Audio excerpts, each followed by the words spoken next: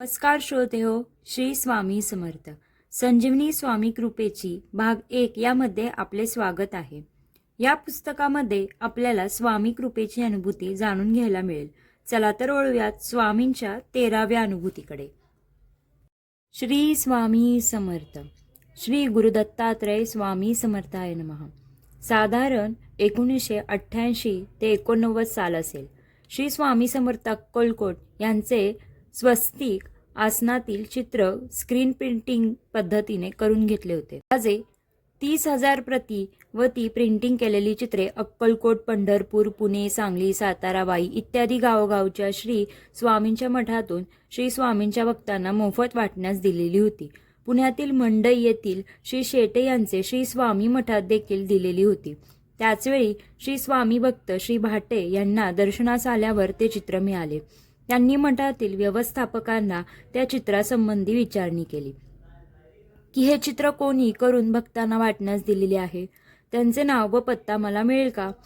मी त्या काळात श्रीचे मठात नियमाने दर्शनास जात होतो, त्यामुळे माझी व व्यवस्थापक आणि काही निवडक स्वामी भक्तांची चांगली ओळख झालेली होती.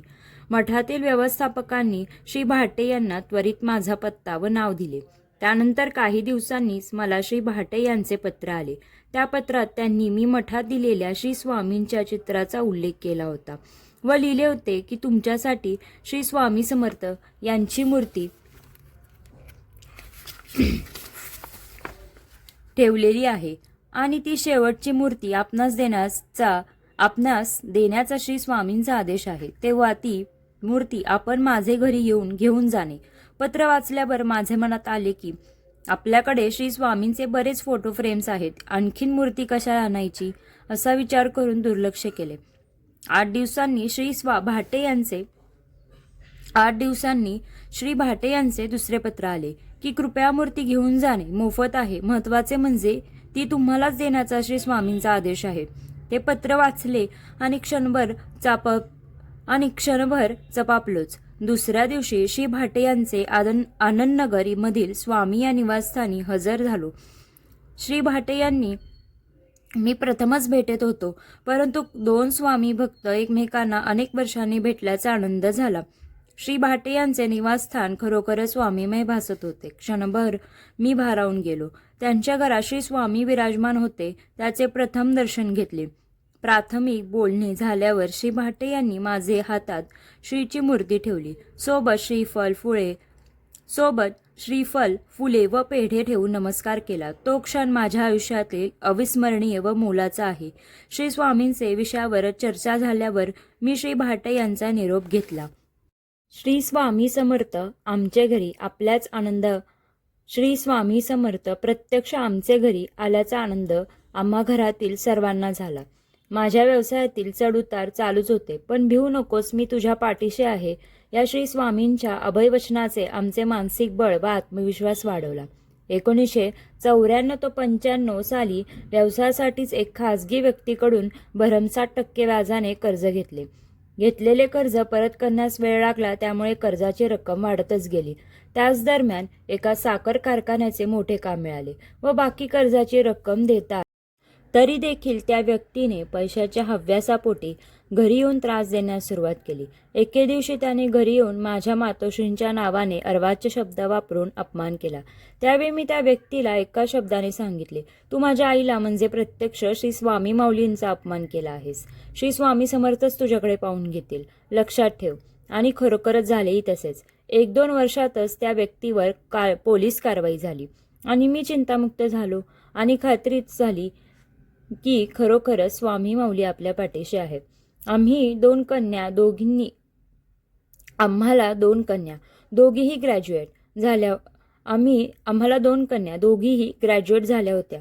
दोघीही खाजगी कंपनीत जॉब करीत होत्या. आम्हाला आता त्यांच्या विवाहाची चिंता सुरू झाली होती आणि लग्न ठरलेच तर ते करून देण्याची आर्थिक व्यवस्था कशी करणार? आधीच बँकेचे कर्ज डोक्यावर होते, पण स्वामी माऊलींना आमची सर्व काळजी. धाकट्या लेकीचे लग्न जुळून आले. पैशाची व्यवस्था कशी झाली ते कळले देखील नाही आणि लग्न व्यवस्थित मनासारखं संपन्न झालं. श्री स्वामी माऊलींचीच लीला अगाध आहे, ती आम्हा पामरांना कशी कळणार? 1999 साली आमच्या ज्येष्ठ कन्या दुबईला तिचे धाकट्या बहिणीकडे भेटण्यास गेली होती. तिकडे गेल्यावर तिने काही कंपन्यांमध्ये जॉबसाठी इंटरव्ह्यू दिले. त्यापैकी एका कंपनीत तिला जॉब मिळाला. त्यामुळे ती दुबईतच राहिली. दरम्यान आम्ही तिच्यासाठी इकडे वर शोधण्यास सुरुवात केली होते. पुण्यातील काही निवडक मॅरेज ब्युरोमध्ये तिचे नाव नोंदवले होते, परंतु मनासारखे स्थळ मुलगा मिळत नव्हता.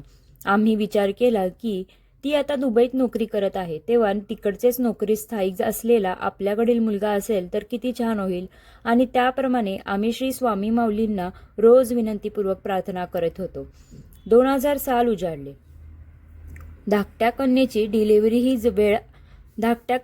डिलिव्हरीची वेळ 8 दिवसावरच आली होती. म्हणूनच तिने आम्हा उभयतांना दुबईस बोलावून घेतले. 2च दिवसांनी तिची डिलिव्हरी झाली. छान पुत्ररत्न झाले. सर्व काही श्री स्वामी कृपेने सुखरूप झाले.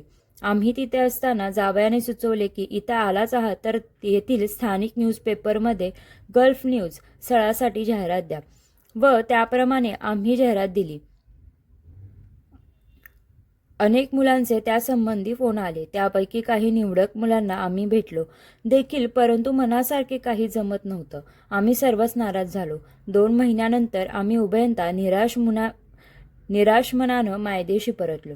त्याच वर्षी साधारण दिवाळीच्या दरम्यान ज्येष्ठ कन्येचे दुबईतील मॅरेज ब्युरोमध्ये नाव दिले होते.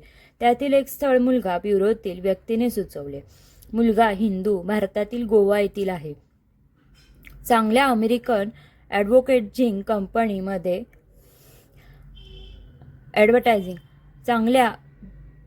चांगल्या अमेरिकन ॲडव्हर्टायझिंग कंपनीत आर्ट डायरेक्टरच्या हुद्द्यावर आहे. दिसायला उत्तम आहे. सर्व काही तुमच्या मनासारखं आहे. परंतु त्याच्यावेळी ज्येष्ठ कन्या दिवाळीसाठी म्हणून आमच्याकडे येण्यास निघाली होती व तसे तिने ब्युरोतील व्यक्तींना सांगितले.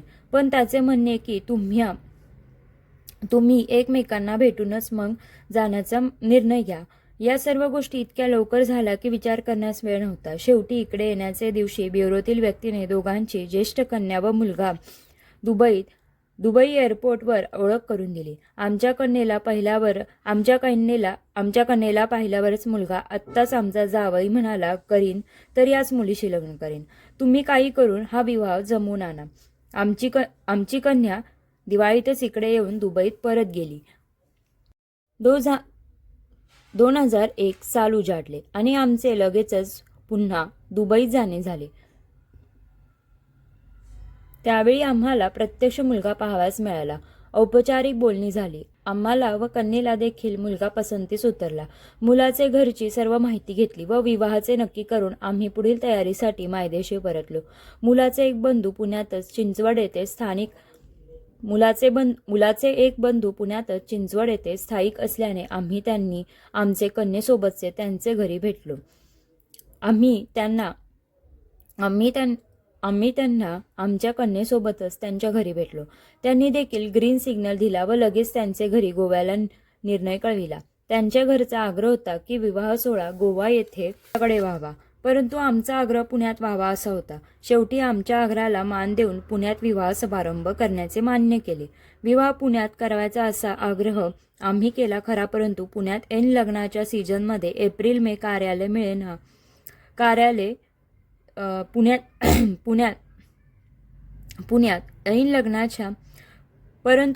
ऐन लग्नाच्या सीझनमध्ये एप्रिल मे कार्यालय मिळेल. परंतु पुण्यात ऐन लग्नाच्या सीझनमध्ये एप्रिल मे कार्यालय मिळणे किती अशक्य याचा विचार केला नाही. परंतु अशक्य ते शक्य करतील स्वामी यांची प्रचिती आम्हाला आली. संपूर्ण 1 दिवस पुण्यातील नावाजलेल्या चांगल्या कार्यालयात जाऊन आलो, पण निराशाच झाली.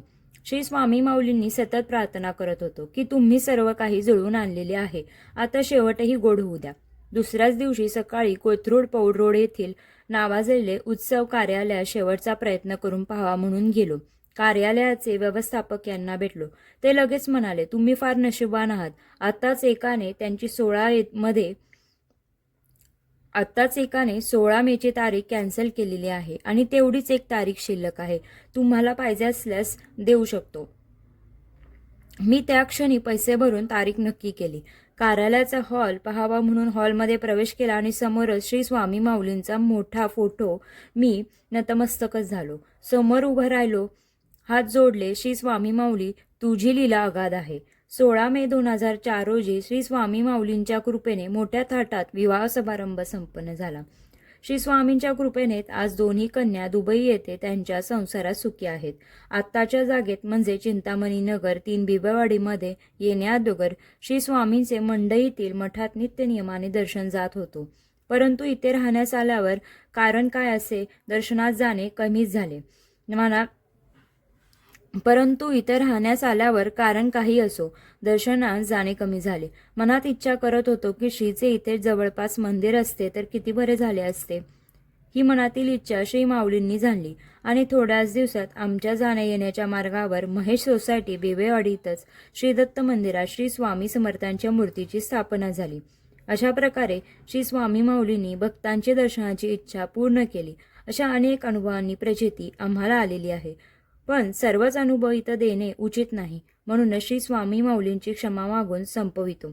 अशक्य ही ते शक्य करतील स्वामी, भिवू नकोस, मी तुझ्या पाठीशी आहे, याची प्रचिती आम्हाला आलेली आहे आणि येत आहे.